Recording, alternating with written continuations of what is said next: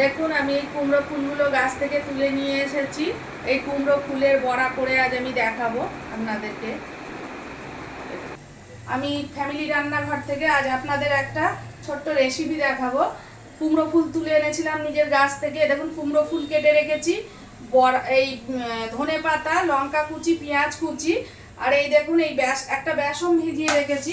এই বেসনটা হচ্ছে এমনি বেসন না, এটা হচ্ছে এই দেখুন পচা বেসন। পচা জিনিসটা দেখলে বুঝবেন। এই দেখুন পচা বেসন, আধ ভাঙা বেসন। এই কাঁচা দানাগুলো দেখা যাচ্ছে, দেখেন এই পচা বেসনটাকে আমি ভিজিয়ে রেখে দিয়েছি। হ্যাঁ, এইবার এর মধ্যে এই যে কুমড়ো ফুলগুলো আমি দিয়ে দিলাম। কুমড়ো ফুল দিলাম, এই ধনে পাতা দিলাম, লঙ্কা কুচি দিলাম, পেঁয়াজ দিলাম, এগুলো দিয়ে দিলাম।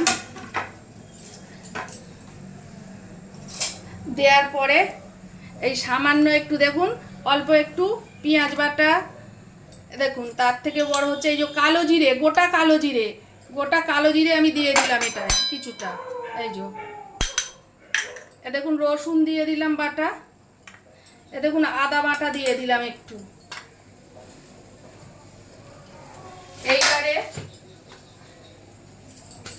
এইবারে দেখেন আমি একটুখানি ধনে গুঁড়ো, একটুখানি সামান্য একটুখানি জিরে গুঁড়ো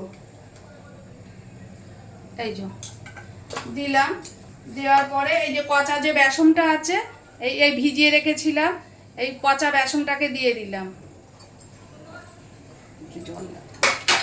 আচ্ছা, এইবার দেখেন এই যে আমি একটু চিনি দিয়ে দিলাম সামান্য, এই যে লবণ দিয়ে দিলাম, আর এই দেখুন একটু হলুদ দিয়ে দিলাম। এবার এটাকে আমি মাখবো, একটু জল মেশাতে হবে এটায় সামান্য। এই যে এইবার এটা আমি দেখুন মাখছি।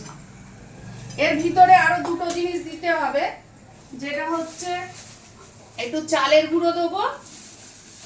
দেখুন আমি চালের গুঁড়ো দিলাম, আর এমনি যে গুঁড়ো বেসন একটু সেই বেসন দিয়ে দিলাম। এই যে দিয়ে এইবার এইটাকে আমি মেখে নেবো। এই যে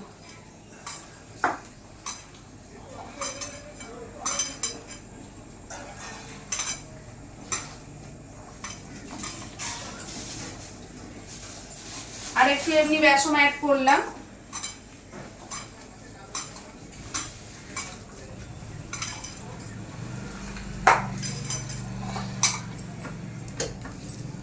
করে এইবারে দেখেন এই যে এইরকম করে করে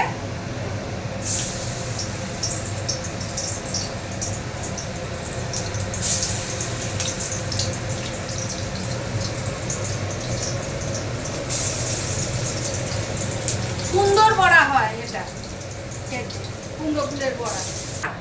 এই দেখুন আমার কুমড়ো ফুলের বড়া ভাজা হয়ে গেছে। এই বড়াটা যদি আপনারা রেসিপিটা দেখবেন, আপনাদের রেসিপিটা যদি খুব ভালো লেগে থাকে তাহলে আমাকে লাইক করবেন, কমেন্ট করবেন, শেয়ার করবেন। রেসিপিটা করে খান, খুব ভালো লাগবে। দেখুন আমি এটা আমার মেয়েকে খাওয়াচ্ছি না। এই যে খাওয়ার জন্য রেডি।